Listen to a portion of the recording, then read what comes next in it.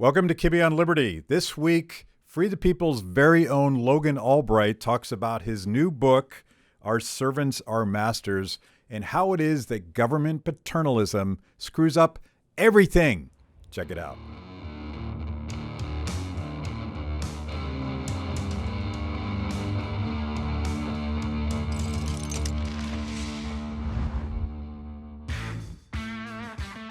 Today in studio, we have none other than Logan Albright, who performs almost every possible function at Free the People. So this is a celebration of one of our own. Welcome, Logan. Thank you so much, Matt. It's a pleasure to be here. And fans of Kibbe on Liberty over the past couple of years know that I've joked about Logan as he's been sitting behind the set doing sound.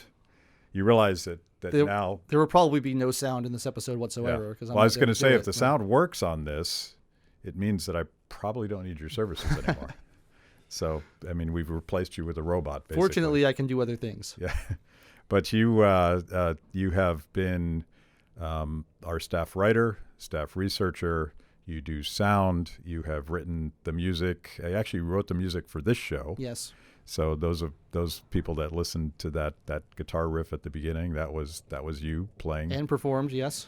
And what else? You're an economist. Yeah, my role has evolved a lot over the years that we've worked together. Yeah. I've done a lot of different things, which is good because I have a short attention span and I like to do different things. So and most I never importantly, get bored doing this. Yeah. Most importantly, you're the Free the People house mixologist. Right.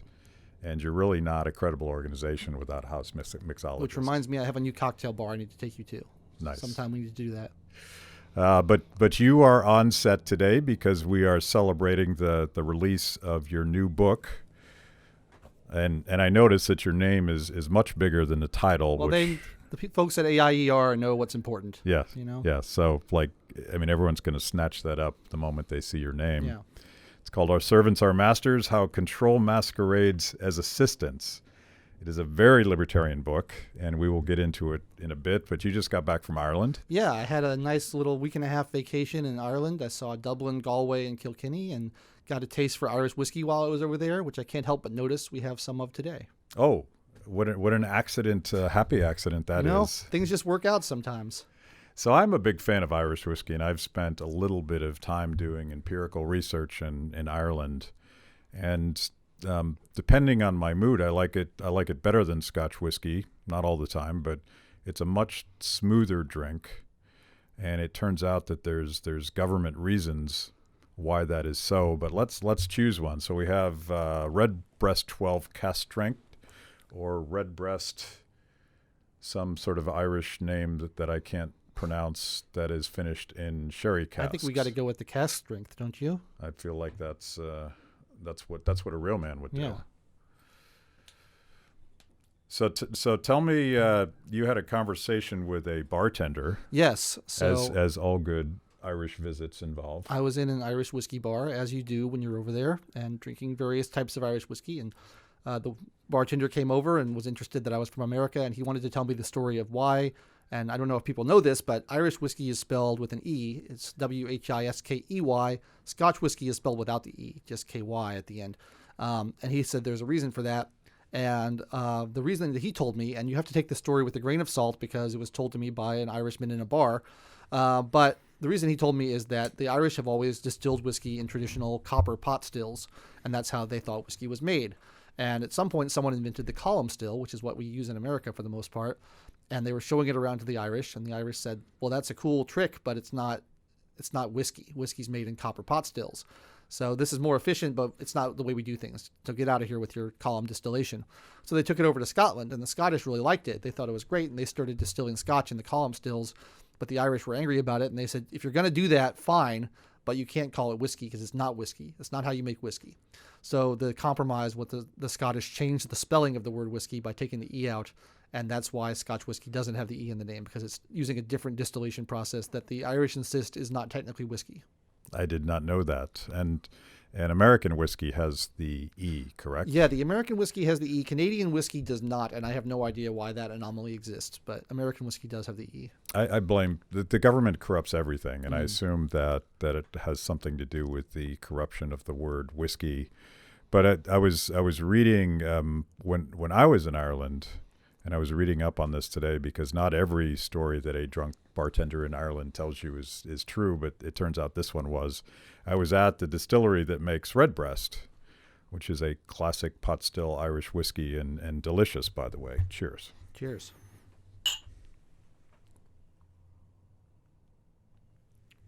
Oh, that's very good. And he was telling me that the very nature of Irish whiskey is a result of government over-taxation and over-regulation, and one of the many iterations of the British Crown trying to tax the living hell out of Irish and Scotch whiskey was a malt tax. And Irish whiskey, of course, is made with a blend of I think mostly unmalted barley. Yes. Which is why it tastes so different than most typical Scotch whiskeys. And it was a way of working around the nanny state and the attempts by the government to finance all of their wars with whiskey taxes and that kind of thing. And so there's one example of an unintended consequence that created a beautiful thing. Yeah, I mean, I like that story because it shows the way people have ingenuity to get around government regulations and find ways around them and innovate around them. And I think that's great. I don't like the story because it implies that something good came out of a tax, but I think it is true. I have read that elsewhere. Call it human ingenuity, yeah, instead of the unintended consequences of a government tax. Yeah.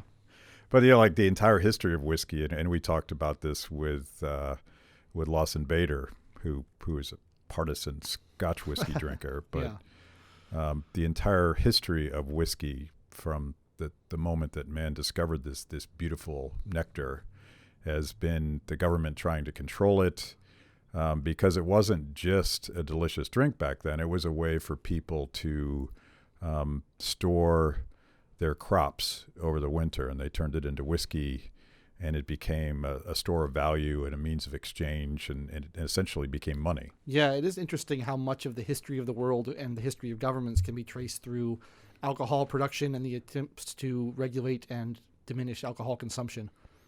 So your book actually has a lot of my favorite school of economics in it, Austrian Economics. That's right. Which may be why we've worked together for so long. Might be. It's possible.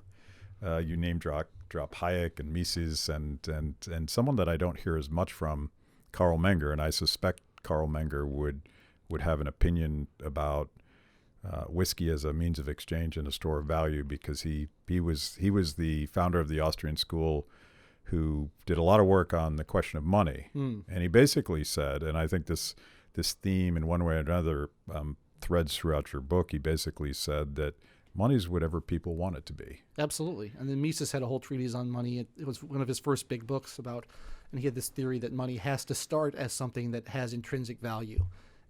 Like paper money couldn't have just started as paper money. It had to start with gold or something that people actually value for its own sake. So whiskey's a good example of that, because people like to drink whiskey, but if you're not going to drink it, or if you have more than you can drink, you can trade it for other things. So, and Menger wrote extensively about Bitcoin, as I remember. Yeah, he didn't quite predict Bitcoin, but I think he would have been interested in it if it had come around during his lifetime. So give us the theme here. This sounds sort of ominous. Our servants are masters. What are you writing about in this book? So this is a book that's about language, and it's about hierarchies. So I know you're a fan of George Orwell, and I am as well, and he talked about how important language is to culture.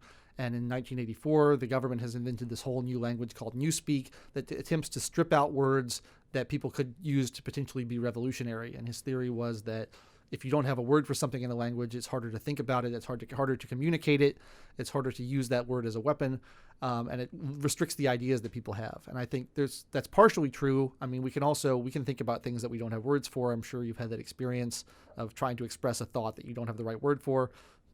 But I think there's something to it as well. And the words we use matter. The words we use inform the ideas we think. And I wanted to look at the phrase public servant, which you hear a lot, and really dive into it and see what people actually mean by it. And when you look at people who call themselves public servants, more often than not, and this isn't all the time, there's plenty of good people out there who call themselves public servants, but more often than not, the term is a euphemism for people who are trying to tell you what to do with your life, trying to control how you behave. Yeah, and I think like I can imagine all sorts of public servants that probably wouldn't use the phrase because it's almost self-aggrandizing. It's Right. like, I'm not doing this for myself. I'm doing it for you. Honestly, I really have your best interest in mind. Right. And I don't benefit at all from this. And every single politician and every single bureaucrat and every single dictator usually embraces that I'm doing this for you Right. kind of thing. And what I find interesting about it is it's a hierarchy that's been turned on its head. And if you listen to someone like Jordan Peterson, he talks a lot about hierarchies, and he says that hierarchies are inevitable in any kind of form of life. And I think that's true. There's all kinds of hierarchies that exist, and they're not inherently bad. They're necessary to get things done. We have a guest on the set here. But this is the first book endorsement that Rourke has ever done. Yes. By the way, so it's a fan, big deal. And I'm a big fan of him. It's a big deal, and cats are libertarians and dogs are communists. So if a dog was endorsing your book, I probably wouldn't even be talking about it. Yeah, and I heartily endorse your theory that cats are libertarians as well. I'm very much a cat person. As he gets into your whiskey.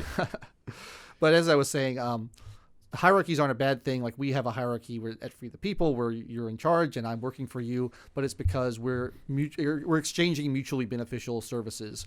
We've agreed on this voluntarily, and it works for both of us, and that's a good thing.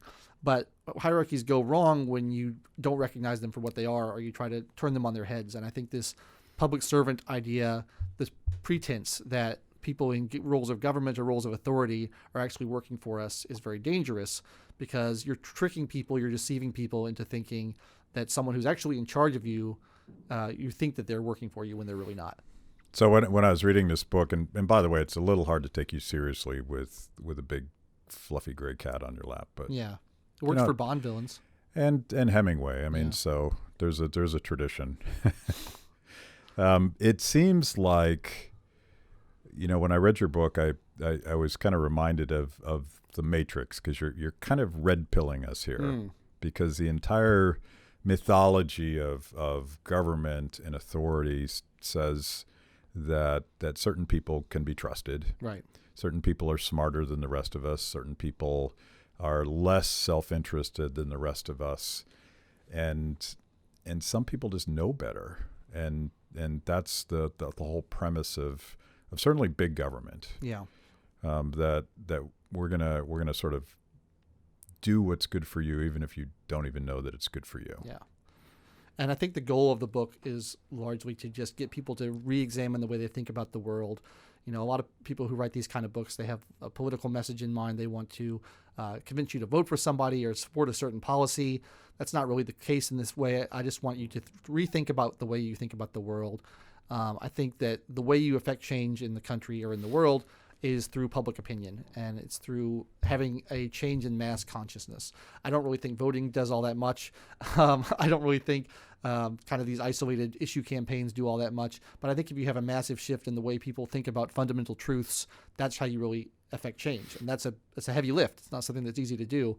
But my little small goal with this book is just to get people to think about the phrase public servant, and when they use it, to take a moment to reconsider what they're actually saying and what it actually means.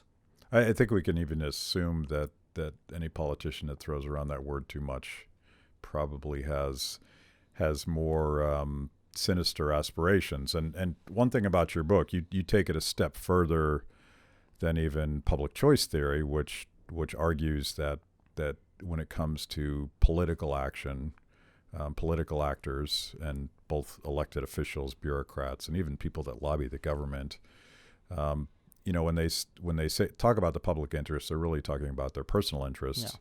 But I feel like you take it a step further and suggest that there's almost something sinister and manipulative about people that want to tell us how to live our lives. There's an urge that exists in a lot of people, and I don't really understand it myself because I don't have it at all.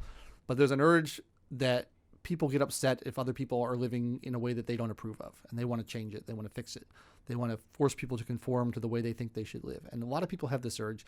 And, I know you love to talk about Hayek on this channel. He had this whole theory about why the worst people rise to the top in a democracy.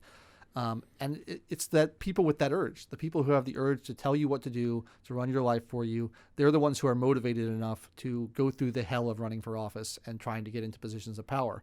Because people who want to leave people alone don't really have that much of an incentive to go through the crazy nightmare of trying to become an elected official. But someone like Hillary Clinton, who has outright said, I want you to live the way I want you to live, basically, she's got a big incentive to spend all that money, spend all that time, spend their whole lives effectively trying to get in a position where they can enforce their will on the people. Yeah. So let's talk about a couple examples, because we'll start with some extreme examples that you talk about in the book, so that people understand what we're talking about. And we just had our friend Lee on the show talking about growing up under Mao's China. And you tell some of the stories that Lee has spoken about sort of that godlike attitude that Mao had towards his own people. They weren't equals in any way. They were really cogs in a machine that he was going to manipulate from the top down. Yeah. I think that's a really important point, because to me, one of the reasons that I'm a libertarian that I really think that there's something special about the human mind and the human spirit. I'm not really a religious guy, but I would say that there's something like a divine spark in human nature. And one of my favorite political theorists and economists, Murray Rothbard, had this line about how if men were like ants, there would be no reason to care about freedom. Because if we were all just, unthinking automata who go to work and come home and breed and die, there's no point in actually caring about freedom, because everyone's the same. We're not all the same. We're all unique. We all do different things. We all have this creative energy inside of us that leads us to do great, inspiring, wonderful things. And I think that's one of the reasons why when you have people who are totalitarians like Mao or like Stalin or any of these communist states, they're very hostile to religion, and they want to supplant religion, because if they view you as a unique, special, divine spark individual, they can't then view you as a cog in the machine, a tool just to be plugged into a certain slot in order to realize their vision. And I think that's kind of the mindset that goes into these totalitarian leaders. They don't think you're special. They think you're just like everybody else. You're all just numbers that can be rearranged in an equation to realize their vision. Actually, a couple of years ago, John Mackey, the founder of Whole Foods and an unapologetic free market capitalist, was debating a Marxist professor, and I'd never heard of the guy, but supposedly he's one of the top professors, and he was at some Ivy League school, of course. And it was shocking to me how much he conveyed what you just said. He very much viewed society as an aggregate chunk of stuff. It was a singular thing, and when he was crunching the data on stage, he didn't even mention the fact that he's talking about people. Right. And the whole idea was to manipulate and get people to do what he wanted them to do, because he was talking about so-called excess wealth.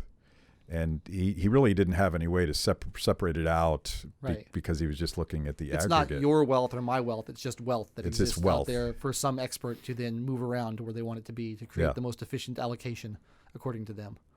But, Mao didn't just think he could manipulate the economy. He thought that he could manipulate Mother Nature. And you tell that story. Yeah, and this is a story that's been told on this channel before, but it's shocking when you hear about it, just the hubris of it. He would try to redirect rivers, because he said, this river doesn't go where it needs to go, where I want it to go. I'm going to make it go over there. Like, that's a huge engineering challenge to try to redirect a river. People don't realize how much goes into the formation of a river, why a river is where it is. It's there for a reason. It's there because it's on a rocky bed where the water can flow past. What Mao did was redirect the rivers using slaves essentially, digging channels for the river to go through. But because it wasn't a rocky foundation, it was just soil, the river would just sink into the ground and disappear. So you had all the water just dry up and go away. He was worried that the birds were eating all the crops. So he ordered all the Chinese children to get up every morning and go out and kill the birds that they could find. Kill all the birds you can find, which is crazy. It's an insane lunatic plan. But not only is it an insane lunatic plan, it doesn't work, because birds serve an important function in the world. That's why they're there. And the birds, it turns out, they eat the locusts and the pests that would otherwise destroy the crops. So without the birds, the crops all got eaten by pests, and everybody starved to death. And you have the greatest mass famine in human history. Yeah.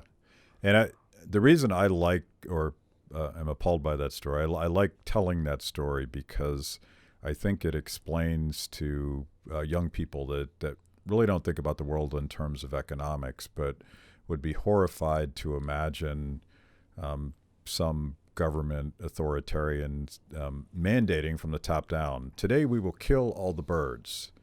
And like, it's crazy, but it's more than crazy. It's evil, because he's, as you were saying earlier, these communist governments replace religion with the state as God. And in this case, Mao was God. He wrote a Little Red Book, and if he said it, it must be true. And the consequences were a humanitarian disaster. Yeah, and they don't even give you the courtesy that religion gives you of saying that you're made in my image and you're a special, unique individual. Yeah. They just say, you work for me. Yeah. That's it. But so everyone agrees that that's bad, and I'm assuming that there's even the most ardent socialist in this country would hopefully admit that Mao committing birdicide was a horrific thing.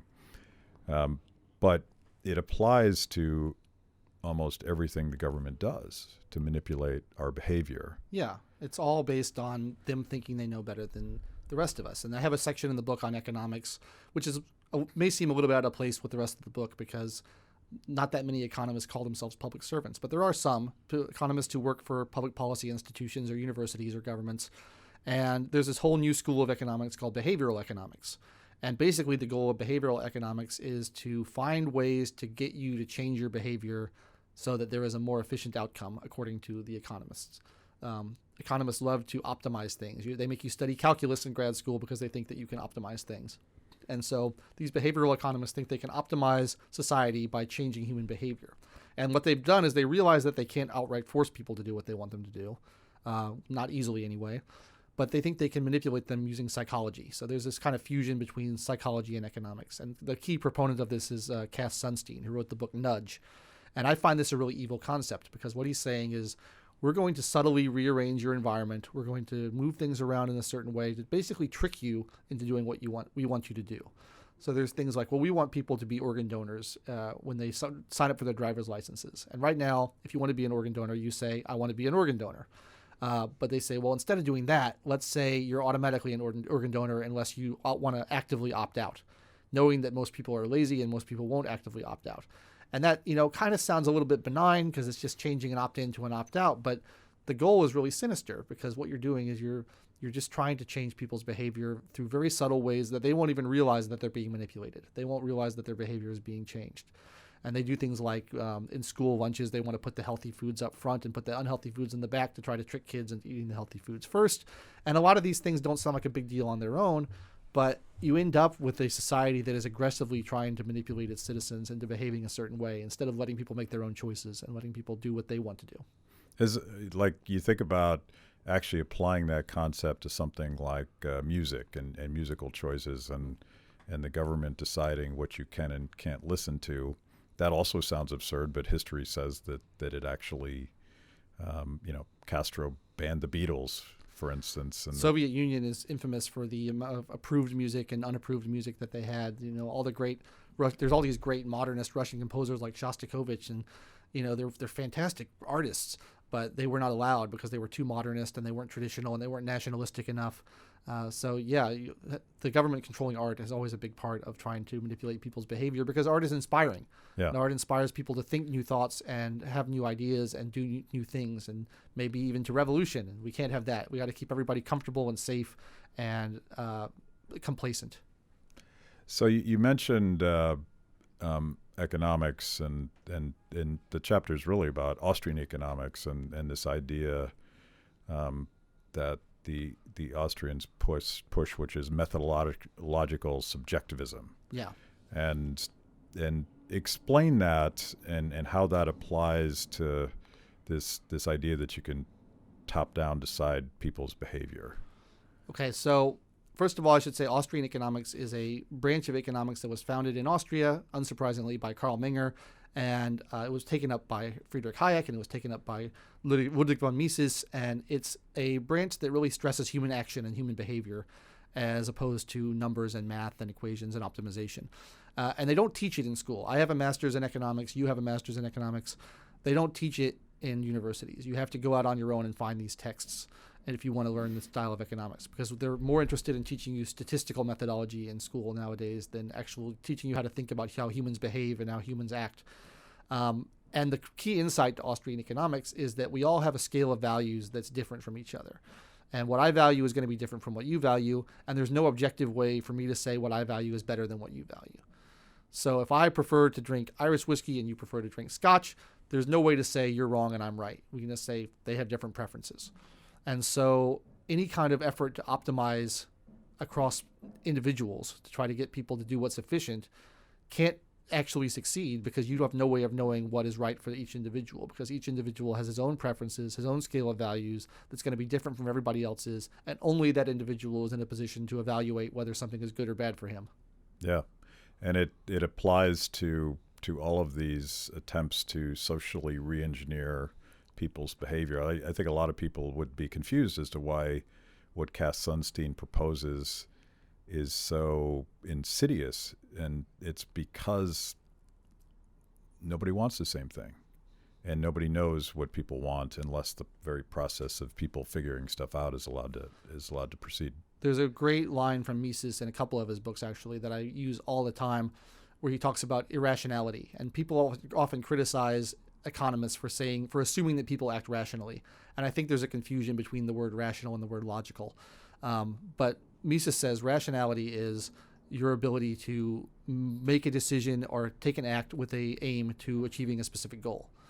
And he says there is no such thing as irrational action. It's a contradiction in terms, because if I act to achieve a goal and you disagree with my goal, you can't say that I'm irrational. All you can say is that you disagree with my goal.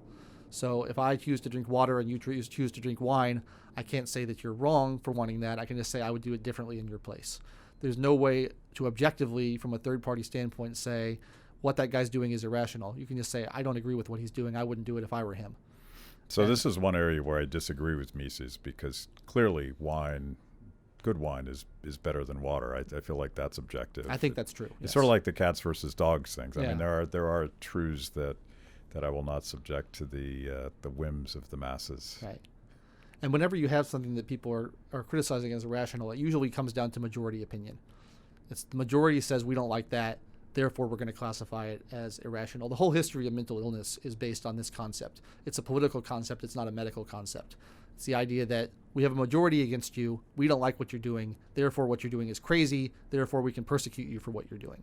And you've seen this all throughout history. The Soviet Union did it like crazy with political dissenters, people who were not loyal to the party, people who were capitalists. They didn't just say, we disagree with these people, they're wrong. They said, these people are crazy, we're going to lock them up in institutions. And they wrapped it in the language of science, as if Yeah, exactly. That's the insidious thing about it. Simply true. Mm-hmm. And people don't know, up until 1987, I think, homosexuality was listed as a mental disease in the American Diagnostic and Statistical Manual that psychiatrists use to classify mental illnesses. You could be involuntarily treated for being homosexual. You could be force-fed pills. You could be given shock treatment against your will because you were considered to be deviant in a way that was scientifically provable that your behavior was wrong, crazy, irrational. Yeah. You said 1987? 1987, which is insane. Yeah. Yeah. Let that sink in for a minute. And I think that applies to, when I was reading your book, I was thinking about one of my favorite political whipping boys, Jeff Sessions. And he apparently has announced that he's going to run for Senate. He's like a zombie. He won't leave us alone. He just keeps coming back and back and back when you think he's finally gone. But the one thing he said that just pissed me off as someone that's been involved on the patient side of healthcare quite a bit, he said good people don't smoke marijuana, which is a fairly objective scientific assessment of who should and who shouldn't. Yeah, and I don't know where Jeff Sessions gets the moral authority to decide that from in the first place. We should point out that there's an immense amount of construction going on in your alley or outside of your studio right now. So yeah, well, I assume it's Jeff Sessions about to raid the studio for trash talking him. But the other one, which I think is even more dangerous, is when he announced his war on opioids and the government, and it wasn't just him, but he was the cheerleader for all of this. He had this idea that, and he said, people take too many opioids. Mm-hmm. America takes too many opioids. And so he's sort of aggregated this all. There's too many, and the government policy today is cutting the aggregate production and distribution of opioids, legal opioids, the Right. kind that you get in the hospital during surgery. And I forget what the number is. They've cut it by some dramatic way. And he's like, you just don't need them. In fact, you should, for some surgeries, you should just bite a stick. And it sounds moronic. It's barbaric. It's crazy. It sounds moronic, but he's making this sort of value judgment that people just don't need these things. And we as libertarians would say, you know what? I have no idea what you should be doing with your life. If you're a friend of mine, or if you're my spouse, or if you're my son or daughter, I'm certainly going to express my opinion. But this idea that you would impose your sort of personal preferences on someone you've never heard of is just like, I think that's just awful. Well, pain is the ultimate subjective experience, right? There's no way to experience another person's pain, whether it's physical or mental or whatever. And the idea that you can say, well, I know that you don't need those opioids because I can assess your pain better than you can is just insane. I don't know why anybody thinks that they're able to make that judgment. And I have a section in the book on medicine, which may seem a little strange to people because, we think of doctors, again, as public servants, people who are there to help us. But the observation I like to make is, like, have you ever lied to your doctor? Everybody's lied to their doctor. Everyone goes into their doctor afraid they're going to get in trouble for not eating right, or for not exercising enough, or for smoking too much, or for drinking too much. You do not tell your doctor about those flaming hot Cheetos that you eat as Well, as a I don't meal. go to the doctor, but even if I did, I would not tell them about the flaming hot Cheetos that I love so much. But, like, you don't lie to your servants. If you have a cook and you say, I want 2 pork chops for dinner, and the cook says, no, you're only going to get 1 because I think you're being unhealthy, that cook is fired. You find another cook.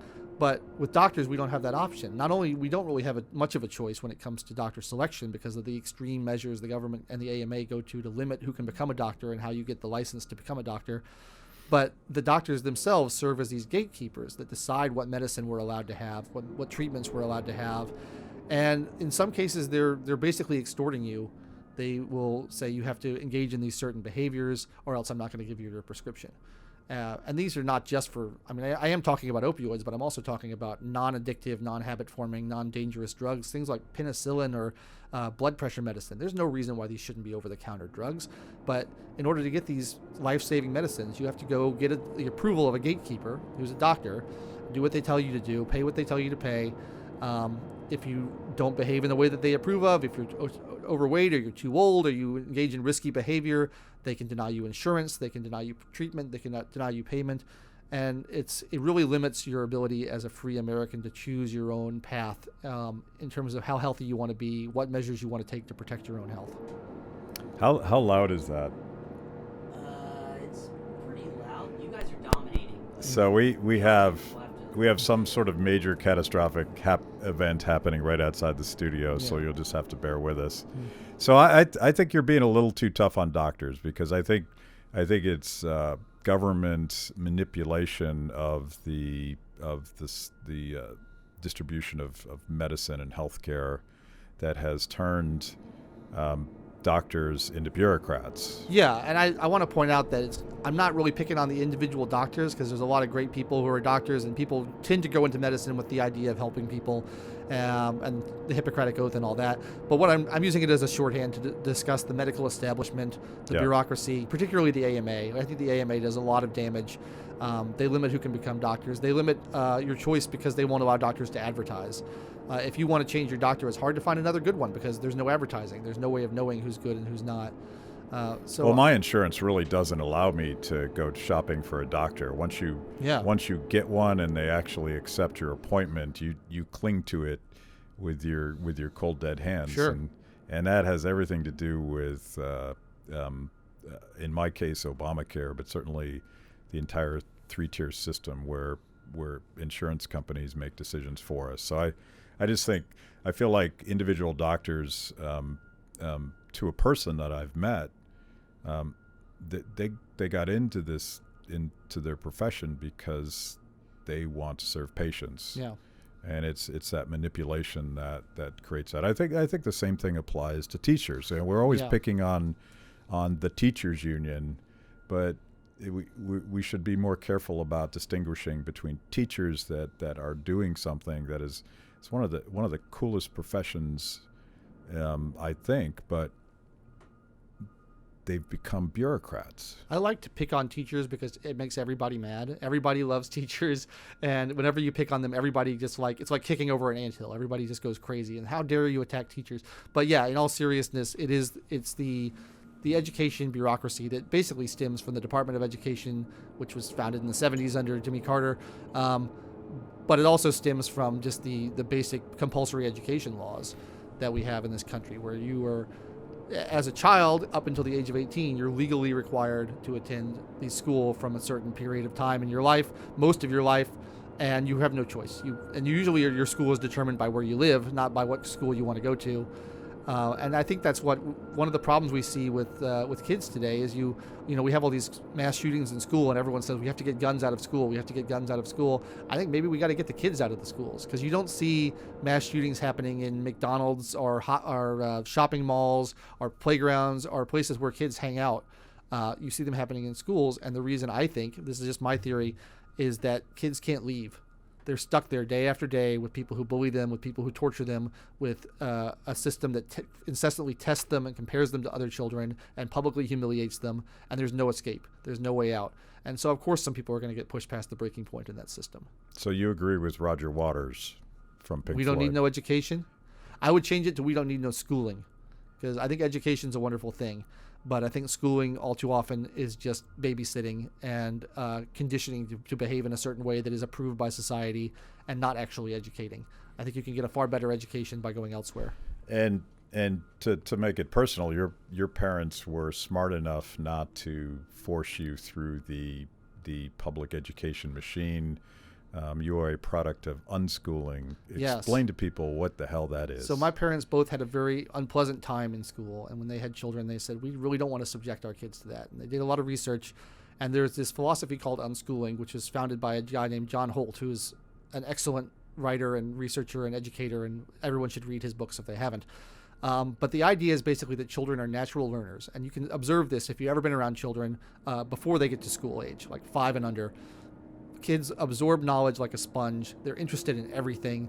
They're fascinated. They'll ask a 4-year-old boy about dinosaurs, and you'll be there for hours, hearing more than you ever wanted to hear about dinosaurs, because they love learning.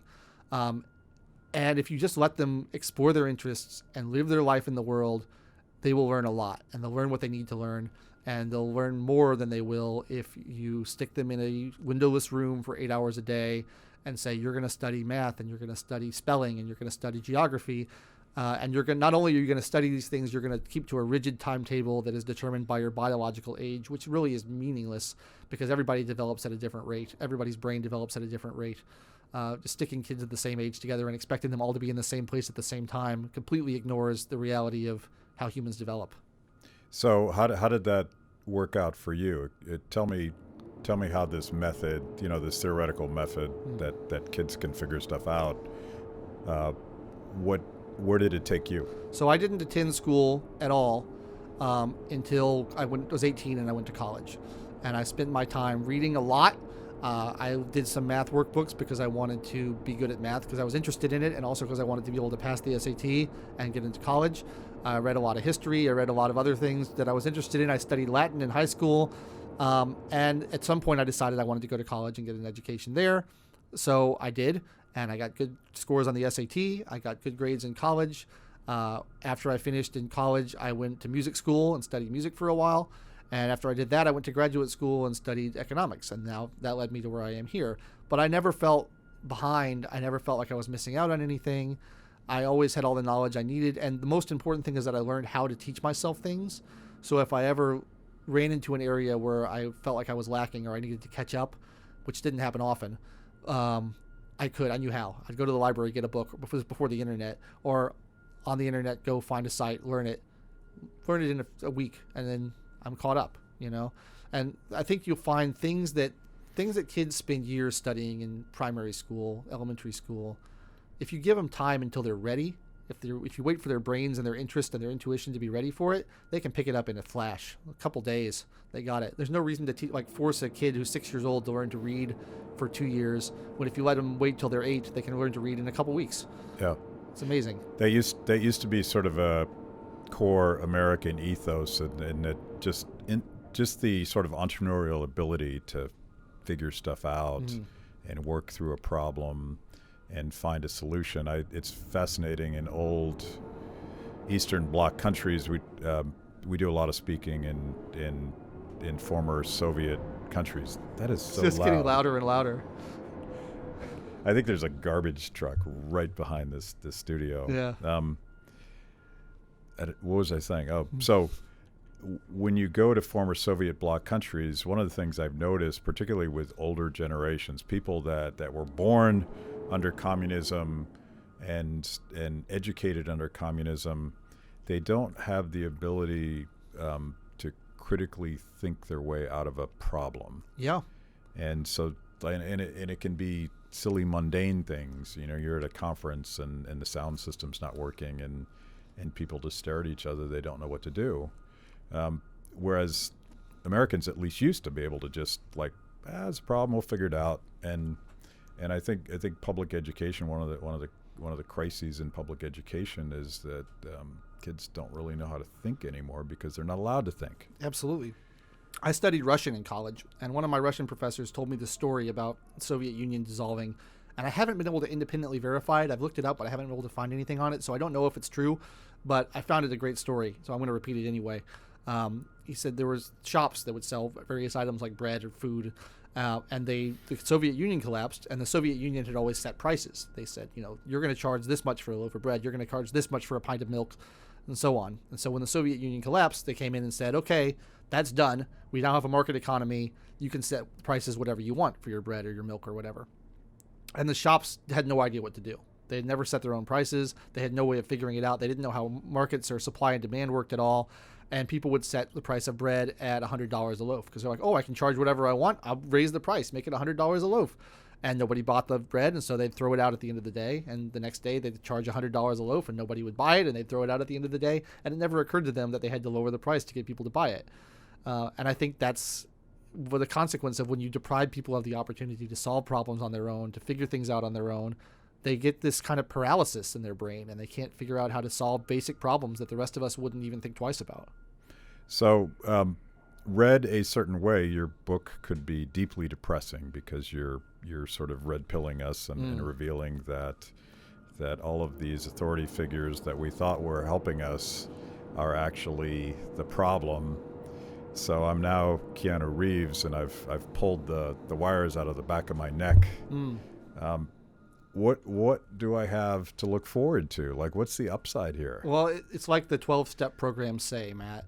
The first step to recovery is admitting you have a problem. So really the modest goal of the book is to just get people to think about the world a little bit differently and to say, oh, these people I thought were serving me are not actually serving me. They're trying to control me. And maybe you'll treat them with a little bit more suspicion and be a little bit more resistant and try to assert your independence a little bit more than you otherwise would have if you hadn't read the book. So that's what I'm hoping happens. It's an incremental change. All change is incremental. And I'm hoping that one step at a time, we can kind of get back to a society where we don't depend on the government for everything. We don't depend on experts to tell us every aspect of life. And we start to think for ourselves again. I don't think it's that depressing. I think, well, maybe it's not depressing for me because I've had these ideas for a long time and I've gotten used to them. But I think once you get past that stage, you can realize we can build something better if we work together on this stuff. Your personal story about unschooling, I think, is sort of is a great story to explain to people how it is that really beautiful things can happen when people aren't told what to do. Yeah. And that's sort of the whole Hayekian enterprise when he talks about spontaneous order. It's and things are going to get better. Things are going to be created, and there's going to be more prosperity, and there's going to be beautiful music and all the things that free people do. But it's kind of hard to tell that story because we don't actually know what's around the corner. Yeah, and it's one of the difficult things about being a libertarian is people ask you, well, if you were in charge, how would this work? Who would build the roads? Who Who would take care of the fire departments? How would all this stuff work? And the only answer we can honestly give is that we don't know, because we have faith in these systems, these markets, these people, these individuals to work together and figure stuff out and to come up with solutions that I as an individual would never be able to come up with. And like I tell people, if I were able to solve all these problems myself, I wouldn't be a libertarian. I'd say, well, just implement my vision and the problem will be solved. But I don't know how to solve these problems. But I have the faith that the 325, whatever it is, million people in America today, if they all apply themselves to these problems, they're going to come up with stuff that none of us as individuals ever would have thought of. And it's going to be better and it's going to be more efficient. And you have to let the process work its way through that way. But clearly, no one's going to get anywhere unless they purchase and read a copy of your book. Logan Albright, All Our Servants Are Masters, How Control Masquerades as Assistants. Where do we buy this book? It's available now in paperback and ebook format on Amazon.com. And while you're there, may I just suggest that you also pick up a copy of Don't Hurt People and Don't Take Their Stuff, the excellent book by Matt Kibbe, New York Times bestseller. Definitely worth a read. And you were the able research assistant. That's kind of when we met each other. Yeah, you gave me my first real shot working as a research assistant editor, trying to keep things roughly on schedule for that book. And I think it's a really good product. It was beautiful chaos. Yeah. And a final shout out to our friends at the American Institute for Economic Research. They're publishing a lot of books that I've really enjoyed reading. It's sort of free of the limitations of clickbait modern publishing. Yeah, they've been fantastic, and they are in an era when people are increasingly kind of turning away from books and going to videos and YouTube and stuff. I think it's great that they are putting out all these really thinky, thoughtful books that other publishers are not touching. So I really have a lot of gratitude towards AIER for that. Okay, back behind the soundboard. Cheers. Cheers. Thank you.